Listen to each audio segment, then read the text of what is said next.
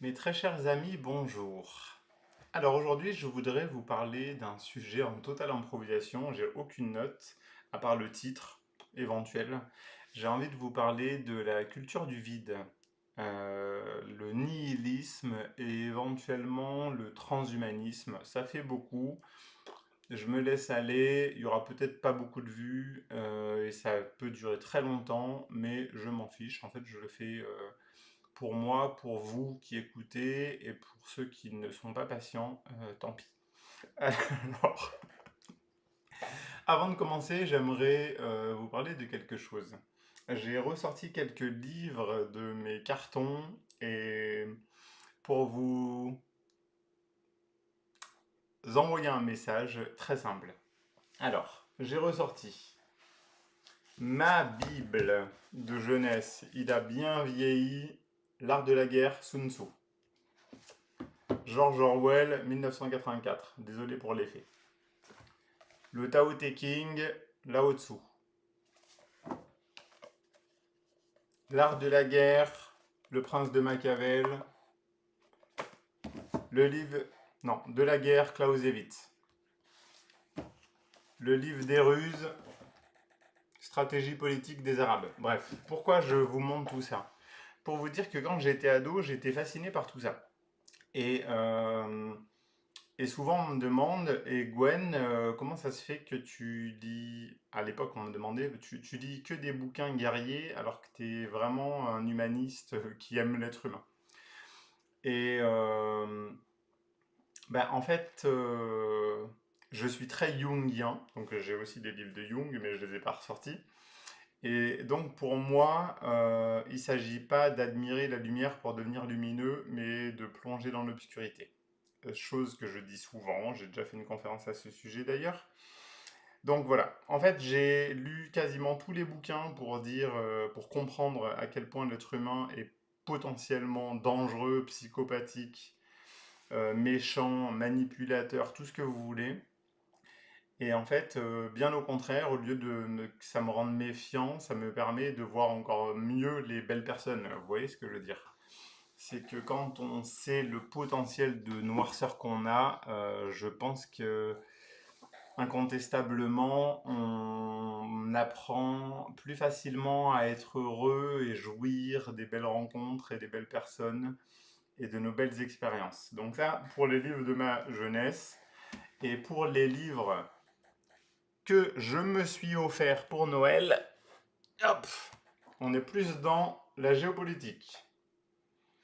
Kissinger, l'ordre du monde, Brzezinski, le grand échiquier, Huntington, le choc des civilisations, Fukuyama, la fin de l'histoire. Voilà, pour ceux qui veulent des références. Et à quoi ça me sert? C'est des bouquins de géopolitique, et pour moi, la psychologie, la sociologie, la géopolitique, c'est pareil. Donc on part juste de comprendre un être humain pour arriver à comprendre l'humanité. Alors pourquoi je commence par cette introduction? Tout simplement pour vous dire que mon premier objectif c'était de parler de la culture de la vacuité, la culture du vide. Et pourquoi je vous dis ça? Je pense que vous le savez ou vous l'avez peut-être compris, c'est pour vous dire que, allez, soyons cash. Nous sommes manipulés dans une société qui volontairement nous cultive à être les plus bêtes possibles. Et c'est très drôle parce que récemment je me suis inscrit sur X Twitter et je réalise à quel point tout ce que je dis depuis des années est exacerbé sur Twitter. En fait, les gens ne font que se diviser dans deux camps et s'insulter. Et c'est ça l'objectif de la culture du vide intellectuel. Je vous en parle depuis des années, les oui, non, pour, contre, machin truc. Le conflit, toujours le conflit. Et les gens, je dis pas que tout le monde est bête, loin de là, et vraiment, je vais prendre des pincettes pour pas dire que la majorité des gens sont bêtes ou stupides ou autres, ou manipulés. Il y a sûrement des gens extrêmement intelligents parmi tout ça, mais qui peuvent tomber dans des pièges grossiers, et moi-même, je ne me pose pas en supériorité, je peux également tomber dans ces pièges. Pour, contre l'Ukraine, la Russie, Israël, la Palestine, pour, contre la paix ou la guerre, le bien, le mal. Chacun met le curseur là où il veut. Mais en fait, ce dont j'aimerais vous parler, c'est qu'en fait, l'éducation nationale ou la déséducation nationale, en fait, rend nos enfants toujours plus bêtes. Et là où je veux en arriver, c'est que à la fois, comme vous le savez, ça nous rend de plus en plus influençables et influencés parce que nous sommes toujours plus séparés et guerriers. Et à la fois, ça rend notre société toujours plus dangereuse parce qu'en fait, on a tendance à prendre tout le monde pour son ennemi et à se servir de nos ressentis et nos émotions comme facteur aggravant à notre animalité. Euh, Hélas, je ne me souviens pas de l'auteur, ça me reviendra peut-être, mais qui disait un homme avec un grand H, ça se retient. Et même si j'avoue que j'enseigne à se libérer de tout, effectivement, il n'est pas bon de tout lâcher. De tout lâcher, j'ai fait une dernière vidéo sur les insultes, la violence, le harcèlement, etc. Comment y réagir. Et je crois pas que nous soyons faits pour nous lâcher dans notre animalité totale, sinon on n'aurait pas créé la civilisation. Je pense qu'en fait, nous sommes faits pour apprendre à vivre ensemble dans un bien commun, et puisque nous ne sommes pas encore capables d'accepter tout le monde tel qu'il est avec son animalité, nous sommes quand même faits pour adapter nos comportements aux autres et ne pas les effrayer ou les perturber ou autre. Et en fait, là où je veux en venir, c'est que, puisque je vous ai montré ces livres, c'est pour vous dire qu'en fait, c'est en apprenant et en nous cultivant qu'on devient, je dirais, plus intelligent, mais c'est pas tant que ça l'aspect mental, mais c'est plus tolérant, plus dans l'acceptation de l'autre. Euh, j'ai coutume de dire qu'on l'autre est le reflet de soi, donc souvent les gens qui me disent oui, j'ai adoré ton article, c'est parce qu'ils se reconnaissent dedans. Je me reconnais dans ton message. Ce que tu dis, je le pensais, mais tu as su le mettre en mots ou en phrases ou en vidéo. Donc en fait, finalement, on n'aime pas tant que ça l'autre, on aime soi à travers le message de l'autre. Et je pense qu'au contraire, il faut apprendre à, pas forcément aimer, mais regarder, se renseigner, apprendre d'autres choses qui ne nous correspondent pas. Voilà, donc je reprends cet exemple. Là, je suis sur Fukuyama, la fin de l'histoire, où ça, en gros, c'est un livre de géopolitique qui explique que à la fin de la guerre froide, les États-Unis ont gagné et se sont dit bon, c'est bon, l'avenir est à nous. Et en fait, non. Voilà, tout simplement, c'est complètement faux. Donc, on est plutôt dans le choc des civilisations, où effectivement, il y a une émergence des religions, une réémergence, pourrait-on dire, du nationalisme, du culte, du soi refermé sur lui. Tout simplement car on arrive au bout du bout de la mondialisation et de ses excès, de ses vices. Bien que le projet initial eût été séduisant. Une sorte de monde utopique où on serait tous en paix, il n'y aurait plus de frontières, il n'y aurait plus rien. Je dirais plus rien. Donc sur ce, je continue à vagabonder dans ma réflexion. Et ce rien, bah, c'est ce qu'on appelle le nihilisme, c'est que l'être humain ne croit plus en rien. Et bon, nous en France, c'est parti de 1905, la laïcité. Et en fait, moi je suis très laïque dans l'acceptation des cultes d'autrui. Après, la laïcité, comme vous voyez, en France, aux États-Unis, en Angleterre, c'est pas du tout pareil, hein. Moi, je dirais que je suis pas du tout anglophone, ni anglophile, ni anglo-saxon, mais je me reconnais plus dans la laïcité à l'anglaise, c'est-à-dire tout le monde a sa religion, même en public, et on s'accepte, on se tolère, on s'aime, on vit comme ça. Enfin, bien que l'Angleterre aille très mal quand même actuellement par rapport à ça. Alors qu'en France, la laïcité consiste à faire semblant de n'avoir aucune religion en public, à ne pas faire de démonstration, à ne pas porter de quoi que ce soit. Bref, moi je porte, je me suis jamais pris d'amende, et tant mieux. Euh, donc, cette laïcité a engendré pour moi, à mes yeux, de ce que j'observe, une forme de nihilisme où les gens ne croient plus en rien.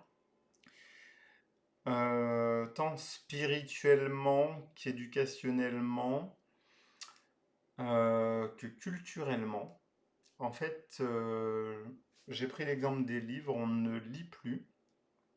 J'ai pris l'exemple des religions, on n'a plus foi en quoi que ce soit.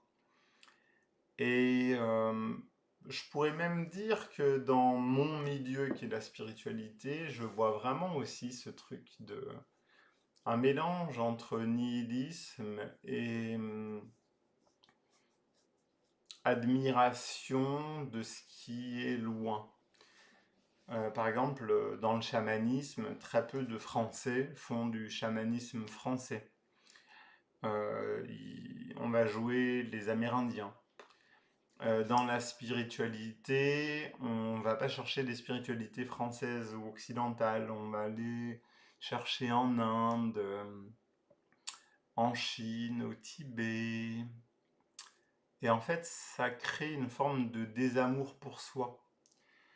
Et ce facteur, je le traduis aussi politiquement avec une forme de... Moi, quand je dis gauchisme, c'est pas une insulte, hein. Je suis un profond gauchiste de la première heure. J'avais déjà écrit un texte d'ailleurs pour expliquer que quand on est humaniste, on est forcément, fondamentalement de gauche, si on veut aider son prochain. Et encore, j'utilise une phrase plutôt religieuse, aider son prochain. Mais bref, donc comme quoi, même quand on est religieux ou spirituel, je pense qu'on est forcément de gauche. Mais pour les gens qui se revendiquent de droite, je vous valide aussi totalement, puisque quand je dis que je suis de gauche, je ne vote pas à gauche, hein. Ça fait bien longtemps que je ne vote pas à gauche, tout simplement parce que j'estime qu'il n'y a plus de gauche en France. Justement, la gauche qui aide son prochain, la gauche sociale, la gauche qui aide les petites gens, qui se préoccupe des ouvriers, des agriculteurs, des personnes dans le besoin. Ça n'existe plus tellement, en fait, aujourd'hui, hélas. Donc finalement, on est tous à droite. Enfin bref, petite page politique mais, qui ne sert à rien. Mais je poursuis ma réflexion dans le sens où, en fait, la société, quand je dis qu'elle fait ça volontairement, c'est qu'on le sait, le niveau de l'éducation nationale baisse. Le niveau, j'ai parlé de religion, mais je mets les religions dans la spiritualité, de la spiritualité dans la vie de chacun baisse. Et nous sommes dans une société, comme vous le savez, de la culture de la consommation, de l'individualisme.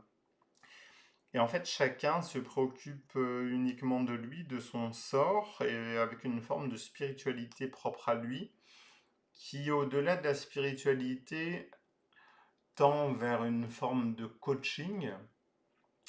Et je vais tout de suite vous préciser ma pensée. C'est que pour moi, la spiritualité, c'est fondre le soi dans quelque chose de plus grand, faire un. En spiritualité, on dit faire unité avec le tout. Donc c'est quand le moi, le je, l'ego se font dans la totalité.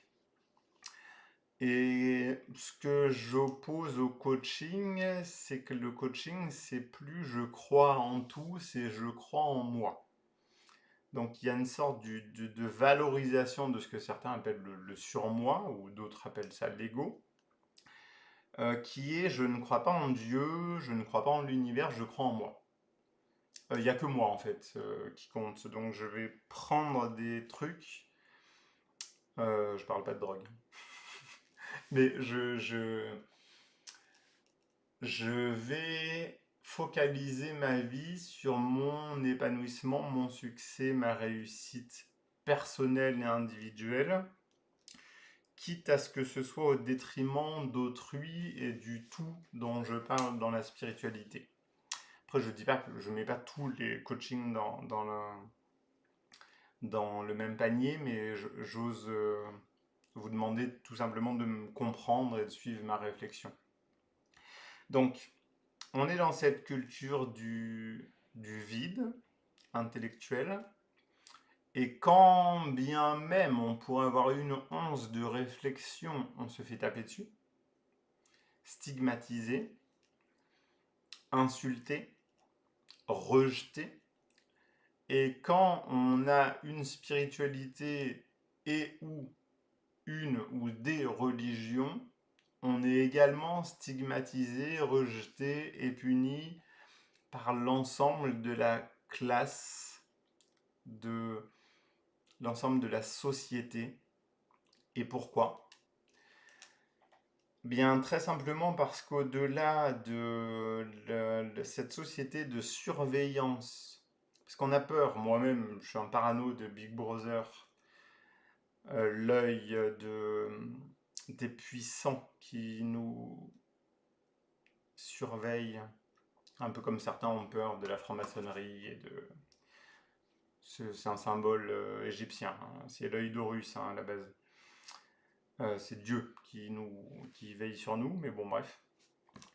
Donc, en fait, on vit dans une société où effectivement on est tous surveillés, il y a des caméras de partout, on a des cartes bleues, on sait ce qu'on achète, où on va, qu'est-ce qu'on fait, on a des téléphones portables qui sont pucés, bref, vous connaissez tout ça. Surtout mes amis complotistes, dont je pense que vous, que vous faites partie, dont vous faites partie, pardon, et moi aussi. Mais en fait, ce que je pointe du doigt, c'est que la société de la surveillance, c'est une société de surveillance et d'autocensure. C'est que c'est pas l'État qui nous surveille, c'est que nous sommes tous en train de nous surveiller et de nous juger et de nous balancer. Donc la période du Covid a été très significative. Oui, allô, mes voisins, ils sont 7 chez eux. Puis j'ai même vu le grand-père manger sa part de gâteau avec les petits-enfants. Waouh, j'appelle la police tout de suite. Et puis je vis en Suisse, donc la Suisse est encore pire que la France, dans le sens où quand j'étais plus jeune, maintenant ça a changé, hein. Il y avait les journaux qui étaient en libre accès, et on devait mettre nos pièces, et puis ça m'est déjà arrivé, quelqu'un me dise mais vous avez pas mis votre argent, j'appelle la police. J'étais là, bon, appeler la police, hein, pourquoi pas. Donc voilà, c'est des sociétés où les gens se surveillent mutuellement et se dénoncent mutuellement. On est dans une société de délation, alors que nous, la France, on sait on se souvient pour certains euh, des effets de la délation. Et en fait, quand je parlais de livres et de culture, je veux dire aussi que ça sert à ça. Je sais que j'ai pas bien aimé à l'époque le devoir de mémoire, mais en fait, pour beaucoup, finalement, quand on oublie l'histoire, on oublie de faire attention à ce qui nous pend au nez, ce qui pourrait arriver. Donc là, je parle d'histoire, mais je parle aussi de spiritualité, parce qu'en fait, la société, la vie, l'humanité, ce sont des rapports cycliques. Tout va et vient, monte et descend. C'est très alchimique, et c'est bien pour ça que j'ai pris ce fond. Non, c'est de l'autre côté. De la spirale, qui est aussi un de mes symboles, comme vous voyez voilà, dans mon logo. C'est que la spirale tend à s'agrandir. Le temps passe et on devient plus grand. Et en fait, cette forme d'individualisme coagulé avec du nihilisme crée une spirale inversée où on rétrécit vers soi.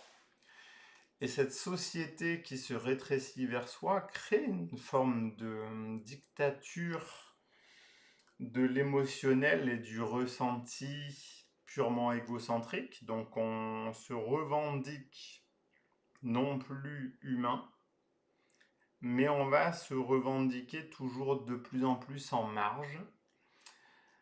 On va revendiquer son individualité au lieu de se revendiquer faisant partie de cette totalité dont je vous parle. Donc on n'est plus un être humain. Parmi des êtres humains, on est un homme ou une femme. On est une sexualité. Je ne suis pas si vieux, j'ai 40 ans. Mais quand même, j'ose dire en langage de vieux, de mon temps, jadis, à l'époque. La sexualité, c'était du domaine privé. On ne demandait pas aux gens est-ce que tu es hétéro ou homosexuel, est-ce que tu as changé de sexe. Et maintenant, les gens mettent ça en drapeau. Je suis bisexuel. Comme si c'était une identité, vous voyez ce que je veux dire. Je suis noir, par exemple, avec l'effet Black Lives Matter. Je suis une victime, avec l'effet MeToo. Donc en fait, on porte plus de drapeaux pour nous valoriser et revendiquer ce que nous sommes de beau et de grand. On met en drapeau nos souffrances et nos illégitimités et nos particularismes. Et en fait, c'est ça qui crée encore plus ce phénomène dont je vous parle, de société complètement fragmentée, individualisée, sectaire, parce qu'on en arrive à traîner plus qu'avec des gens qui sont comme nous. Et c'est un phénomène que j'observe aussi depuis 1 an ou 2, par le fait d'aller tout de suite vers des anathèmes. Dès que quelqu'un a un petit peu de sympathie pour la Russie, bon, bah, il est pro-Poutine directement. Dès que quelqu'un a une forme d'admiration pour, je sais pas moi, l'histoire, je dirais pas israélienne, mais l'histoire du peuple juif, pourquoi pas. Il est sioniste. En fait, on voit tout dans l'exagération. Euh, et ça ne mène qu'à la souffrance. Ça ne mène qu'à l'égocentrisme. Et je vous ai parlé du sectarisme, c'est que les gens ne veulent fréquenter que d'autres personnes qui pensent comme eux, qui vivent comme eux, qui ressentent comme eux. Et tout ce qui ne correspond pas à cet idéal sectaire est donc victime de tous les anathèmes. Ça va très vite, hein. Ça va de t'es bête à t'es con à t'es Hitler, hein.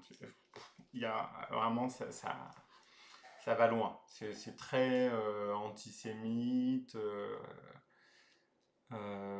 espèce de mouton, espèce de blabla. Vous voyez ce que je veux dire, c'est qu'il n'y a plus de nuances, il n'y a plus de degrés de quoi que ce soit. On est dans le tout ou rien. Et donc on vit dans une société, et je l'ai subi récemment, où quoi qu'on fasse ou quoi qu'on dise de nuancé nous range dans un camp qui n'est pas le nôtre. Je l'écris souvent, je sais que moi j'adore l'humour, sous toutes ses formes, je peux rire de tout. Et l'humour reflète un peu nos blessures, c'est que, encore, quand je dis je peux rire de tout, c'est faux. J'ai encore du mal avec l'humour qui concerne la pédophilie, et qui est très à la mode. Mais on peut rire de ce dont on est guéri, si vous voulez. Mais je sais qu'avec ma façon de rire, si je fais une blague sur une femme qui s'est pas fait un créneau, je vais être taxé tout de suite de sexiste ou de misogyne. Si je fais une blague sur les Chinois, ou bah, tout à l'heure j'ai pris l'exemple des Juifs ou même des Arabes, tout de suite on est classé de raciste ou de xénophobe. Et en fait, non. Non, non, non. En fait, c'est cette société fragmentée dont je vous parle, où l'autre est tout de suite réduit ad utlerum, comme on dit. L'autre, c'est le diable. En fait, quoi qu'il pense, qui est différent de nous, il est classé comme étant le diable. Et vous savez, bah, décidément, c'est mon jour, j'oublie les auteurs. Le 21e siècle sera spirituel ou ne sera pas. Qu'est-ce que ça veut dire? Ben, on est là, on est en plein dedans. C'est que ça signifie qu'une fois qu'on sera vraiment allé au bout de l'égocentrisme, de la société de consommation, du mondialisme exacerbé, etc., on sera contraint de revenir à la compassion les uns pour les autres, tout simplement parce qu'on n'aura pas le choix. Et c'est ça que le monde sera spirituel, c'est qu'en fait, on ne pensera plus à nous.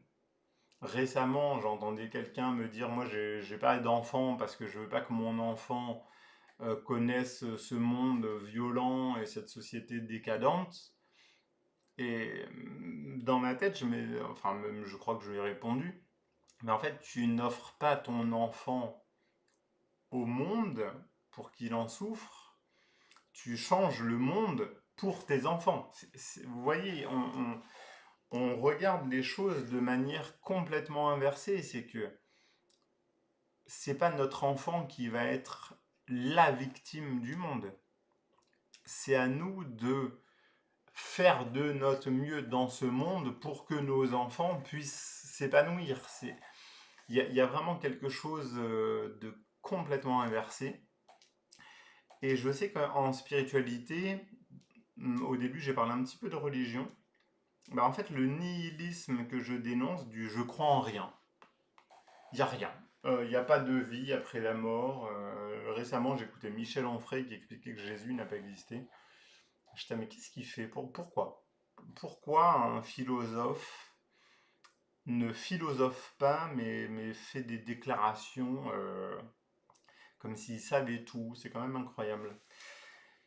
Et on est là. C'est que on est dans le je sais, j'ai raison.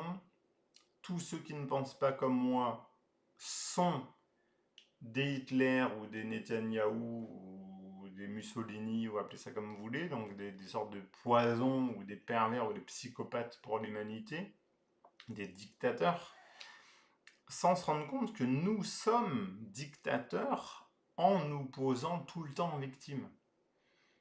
Et on vit dans une société qui encourage et qui soutient les victimes. Et ça, c'est vraiment un truc qui me dépasse totalement.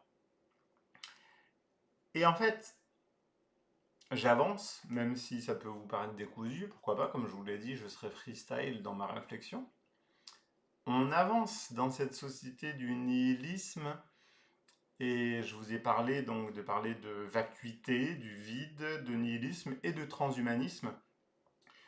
Même si vous allez me dire que c'est un peu passé du coq à l'âne, non, pas pour moi. C'est qu'en fait, allez, allons-y. Je crois que le féminisme a été créé par des hommes.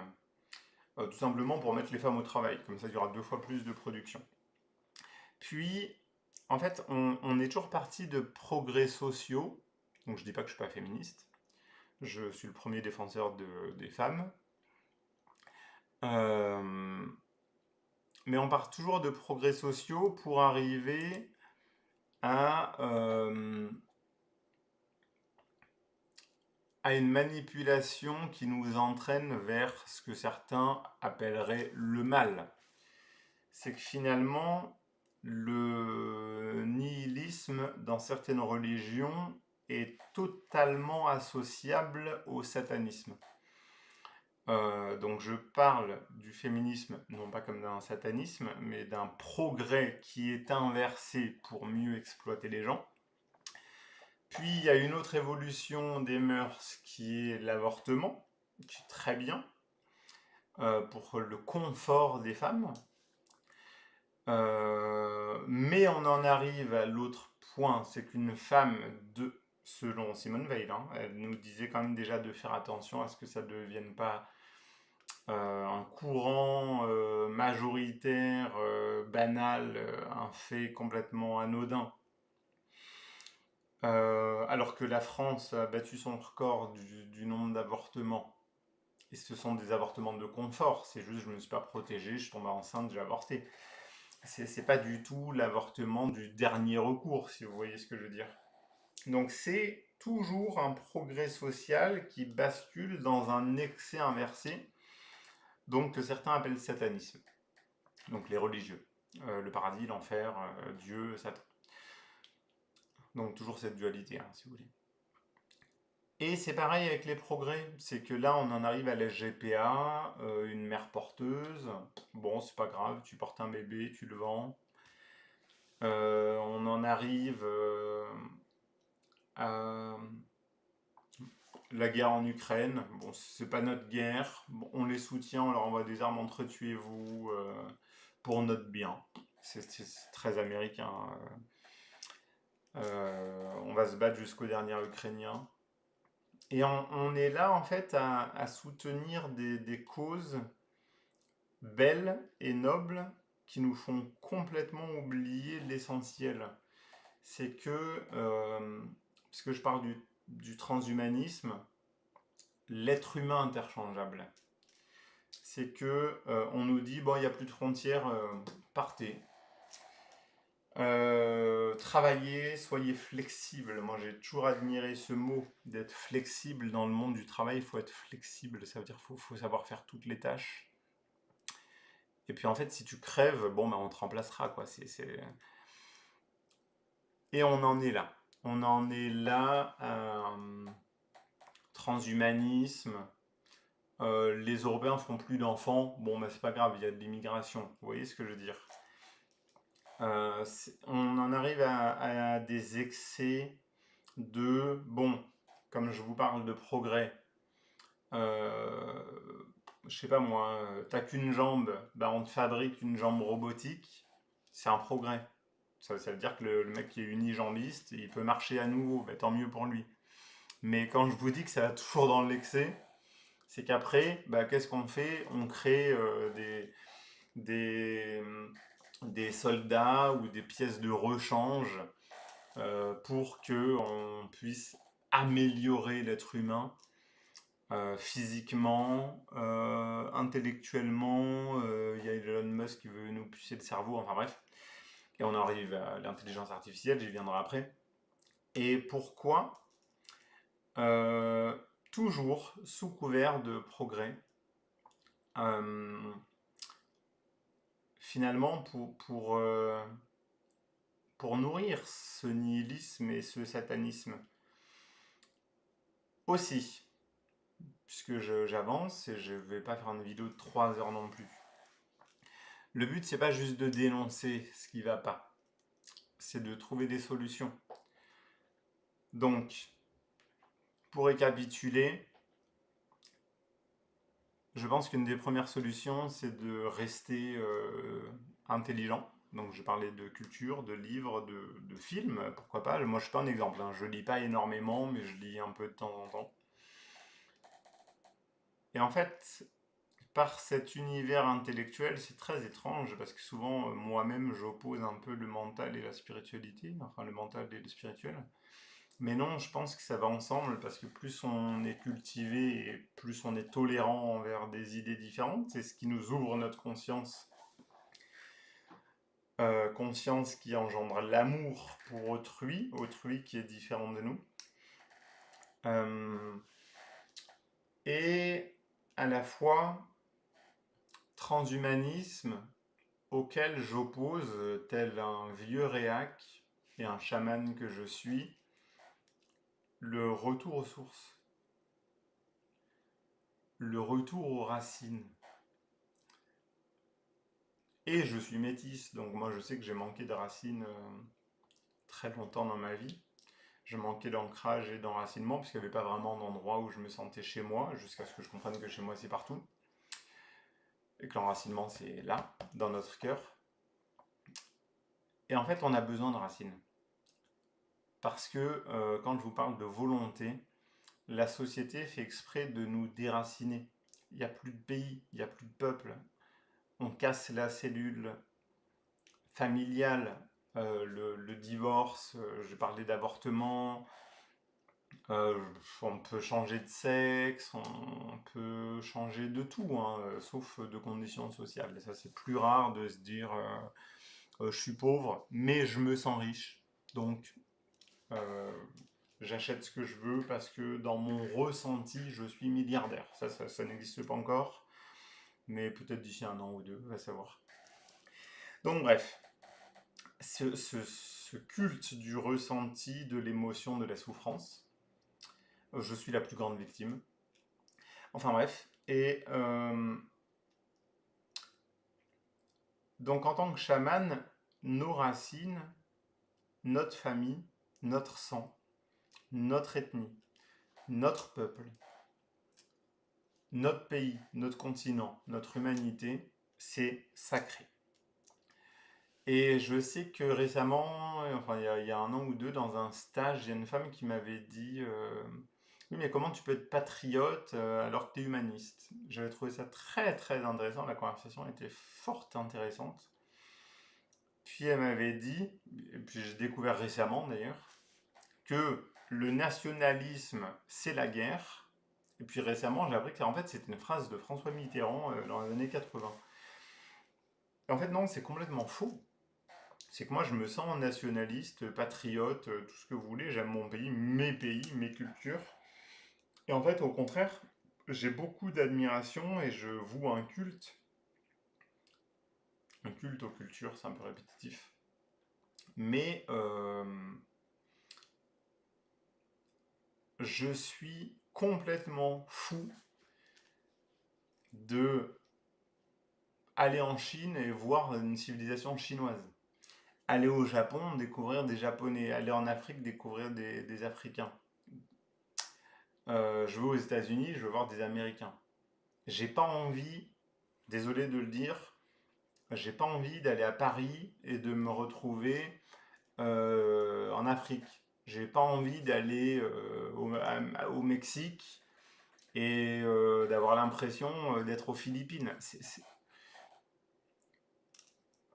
Pareil, j'ai pas envie d'aller en Afrique du Sud et d'avoir l'impression d'être aux Pays-Bas. Enfin bref, prenez ce que vous voulez comme exemple, j'en dis des relativement justes et des relativement faux. Et je suis fou amoureux d'une culture. Vous allez dans un pays, vous voulez voir des gens qui vivent avec des mœurs, des traditions, des vêtements, une manière de penser, une musique, de l'art, une transmission. Ouais, c'est ça, c'est un mot clé, c'est un mot essentiel, la transmission. C'est que nos enfants, il faut leur dire, tes arrière-grands-parents sont passés par là pour que toi, tu puisses devenir toi. Cette transmission est essentielle et elle se perd totalement. Et c'est ça qui fait, dans ma conclusion, que la société va mal. On a perdu cette transmission. On a perdu ses valeurs, ses mœurs, ses traditions, cette culture, cet art dont je vous parle, l'art de vivre, hein, pourrait-on dire. Et on s'est complètement perdu dans ce vide et ce néant et ce nihilisme Et cet occultisme, c'est vraiment occulter l'essentiel de notre humanité. Donc je suis pour retrouver nos racines, nos traditions, nos cultures, et comme je disais, sur le patriotisme ou le nationalisme, c'est la guerre, et le mondialisme, c'est la paix, c'est complètement faux. C'est que moi, j'adore les gens fiers de leur origine. Je sais pas, je vis en Suisse. Là, dans le village où je vis, il y a quasiment que des Portugais. Ils sont fiers d'être Portugais, tant mieux pour eux. Aux États-Unis, il y a des drapeaux de partout, dans les films, dans les clips, dans tout. Ils sont très patriotes. C'est génial. En fait, le nationalisme, mais là, j'en parle pas de manière politique, hein.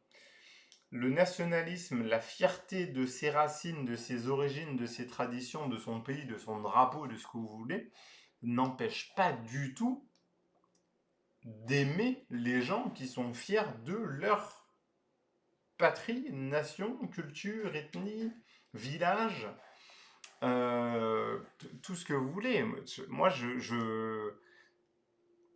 sans que ce soit de l'ego, je suis pour que l'être humain s'aime individuellement et collectivement, donc du plus petit au plus grand, de se dire, je suis fier d'être français, t'es fier d'être suisse ou belge, ou de je ne sais quel pays d'Afrique, d'Asie, d'Amérique, soyons fiers de nous. Mais pas de nous uniquement pour ce que nous sommes, mais aussi d'où on vient. D'où on vient, c'est être fier de ses parents, de ses grands-parents, de ses ancêtres, de ce que nous ont légué les esprits sur notre chemin, qui ont guidé notre famille. Parce qu'en fait, si vous êtes là, allez, je prends cette petite métaphore comme toujours des plantes. Vous êtes cette petite plante. Mais cette petite plante, elle a besoin de terre, elle a besoin d'eau, elle a besoin d'air. Tout ça, c'est un environnement propice. Si vous coupez les racines de la petite plante, elle meurt. Et c'est ça que je cherchais à dénoncer dans cette vidéo à travers cette culture du vide, du nihilisme et du transhumanisme. C'est qu'en fait, on vous coupe les branches, les racines, les liens familiaux, le respect des aînés, la fraternité, fraternité de sang et fraternité sans le sang et sans la race, puisqu'on est humaniste, et on a perdu toute notion de sacré. Et ça, c'est le message que je veux vous faire passer aujourd'hui dans cette vidéo complètement improvisée. C'est que soyez fiers de vous, d'où vous venez, où vous allez, qui vous êtes. Et c'est pas du tout de l'ego. C'est notre âme. C'est nos guides. C'est le divin. Appelez-le comme vous voulez, le divin. J'ai parlé un petit peu de religion, mais c'est pas le sujet. Que ce soit Dieu ou Allah ou Bouddha ou je ne sais qui, ou le shintoïsme, l'animisme, tout ce que vous voulez. Moi, je me sens tout. Mais on a perdu ce sacré, on a perdu ce respect ultime envers nous-mêmes, envers les autres, envers les rapports humains, envers notre relation à la nature. Et c'est ça mon appel au retour des racines du chamanisme, du sacré, de la fierté d'être qui on est, de représenter ses origines, de représenter tout ce que nous sommes, de le revendiquer fièrement pour des choses essentielles et non pas moi je suis fier parce que je couche avec des hommes ou avec des femmes ou parce que j'ai changé de sexe ou parce que je suis noir ou parce que je suis blanc ou parce que je suis machin. C'est pas ça la fierté. C'est que nous sommes une transmission à travers le temps. Je reprends ma petite spirale. Nous sommes le fruit de milliers, de centaines, de dizaines d'années et de générations. Ça, c'est nos racines. Et nos enfants, ils sont là pour transmettre à des petits-enfants et à des générations futures, et dans l'exemplarité, à leurs amis, à leurs proches, aux gens qui les voient dans la rue.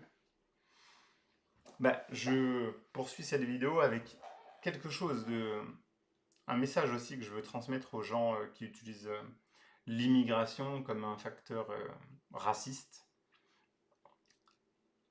Les étrangers se comportent mal et amènent avec eux la violence de leur culture. C'est l'argument le plus fallacieux et raciste qui puisse exister. Et je vais vous le démontrer parce que c'est complètement faux. Pourquoi c'est complètement faux? Parce qu'en France, on est là, ouais, mais les Arabes, ils se comportent mal. Vous pensez que les Arabes, ils sont violents dans leur culture? Que les musulmans, ils sont en musulmanie et qu'ils sont tous en train de se taper ou de violer des femmes? Vous pensez que les gens d'Afrique noire, ils volent, ils sont violents, ils tuent? Là, en ce moment, ils violent des grands-mères. Et aussi français, européens, occidentaux que vous soyez ou que nous soyons, parce que je me mets dedans, et tous les gens qui ont des origines étrangères me comprendront, demander à un Algérien, un Marocain, un Tunisien, un Sénégalais, un Malien, un Ivoirien, un Malgache comme moi, s'il pourrait faire ça dans son pays. Jamais. Jamais. Dans ces pays-là, les gens ont peur. Ils ont peur de quoi? De la police, de la justice, de la pression sociale, mais ils ont surtout peur de déshonorer leur famille, justement parce qu'on a le sens de la famille. On a le sens du sacré. Là, je me mets dans l'autre camp. Je dis on. Parce que nous, à Madagascar, vous savez, il y a la police, il y a la justice, mais tout est corruptible. Par contre, il y a des trucs qui sont complètement moyenâgeux. Moi, j'ai déjà vu des gens se faire ligoter, trimballer dans tout le village, et tout le village leur met des coups de poing et des gifles et des coups de bâton pour punir le voleur, ou pour punir l'agresseur, ou pour punir le violeur. Et c'est ça, le respect d'autrui, c'est de ne pas déshonorer soi-même, de ne pas déshonorer sa famille, de ne pas déshonorer son ethnie, de ne pas déshonorer sa nationalité, sa culture, sa religion, tout ce que vous voulez, sa tradition. Donc, quand on me dit les étrangers amènent la violence chez eux, enfin de chez eux jusqu'en France, c'est complètement faux. C'est la France qui laisse faire n'importe quoi, et donc les gens qui vivaient dans une pression sociale dans leur pays sont complètement débridés quand ils arrivent en Europe. Donc c'est pas la faute de leur culture, leur origine, leur couleur de peau, leur religion, c'est la faute du laxisme de la société française. Quand on voit des gens qui agressent ou qui volent dans le métro, dans le bus, dans la rue, mais mettez cette scène-là, je reprends d'autres pays, au Chili, au Vietnam, en Inde, en Russie, mais tout le monde autour intervient pour arrêter la personne et même le lyncher. Donc la personne ne ferait jamais ça dans le reste du monde. Bref, voilà pour mon message humaniste. Je termine parce que la vidéo est déjà très longue, je crois, sur vacuité, culture du vide, nihilisme, transhumanisme, retour au racisme, fierté, et au-delà de la fierté, marcher pour honorer les gens qui sont partis, nos parents, nos ancêtres qui nous regardent, qui veillent sur nous et qui nous guident. Marcher de façon à ce qu'ils nous aiment et ce qu'ils soient fiers de nous et qui nous encouragent. Agissez de façon à ce que les anciens et les nouveaux, vos enfants, vos petits-enfants, vos petits-enfants, quand ils entendront parler de vous, qu'ils soient fiers de vous. En fait, voilà, moi je rêve d'un monde où nous soyons tous fiers les uns des autres. C'est pas une question de patriote, c'est pas une question de machin. C'est pas une question de rivalité, c'est pas une question de guerre. c'est qu'on puisse chacun se regarder en se disant « Putain, il fait quelque chose de bien ». Qu'on se regarde soi dans le miroir le soir en se disant « J'ai fait quelque chose de bien aujourd'hui ». C'est ça, vraiment le credo et le soi qui se dissout dans le tout, donc la spiritualité, c'est de se dire on marche tous ensemble vers ce monde meilleur, vers quelque chose de plus grand que notre incarnation. Et c'est ça, l'âme qui se dissout dans le haut astral, le tout. Merci à tous, c'était Gwen, nous sommes un et je nous aime. Ciao ciao.